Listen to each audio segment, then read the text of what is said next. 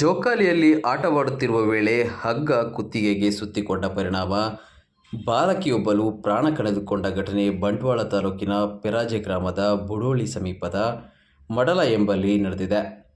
ಮೃತ ಬಾಲಕಿಯನ್ನು ಬುಡೋಳಿ ಮಡಲ ನಿವಾಸಿ ಕಿಶೋರ್ ಅವರ ಪುತ್ರಿ ತೀರ್ಥಶ್ರೀ ಎಂದು ಗುರುತಿಸಲಾಗಿದೆ. ಶೇರಾ ಶಾಲೆಯಲ್ಲಿ 3ನೇ ತರಗತಿಯ ವಿದ್ಯಾರ್ಥಿನಿಯಾಗಿರುವ ಈಕೆಗೆ ಆಟವಾಡುತ್ತಿದ್ದಾಗ ಕುತ್ತಿಗೆಗೆ ಹಗ್ಗ ಸಿಲುಕಿದೆ ಎಂದು ಹೇಳಲಾಗಿದೆ. ವಿಟ್ಲ ಪೊಲೀಸ್ ಠಾಣೆಯಲ್ಲಿ ಪ್ರಕರಣ ದಾಖಲಾಗಿದ್ದು ಸ್ಥಳಕ್ಕೆ ಪೊಲೀಸರು ಭೇಟಿ ನೀಡಿದ್ದಾರೆ.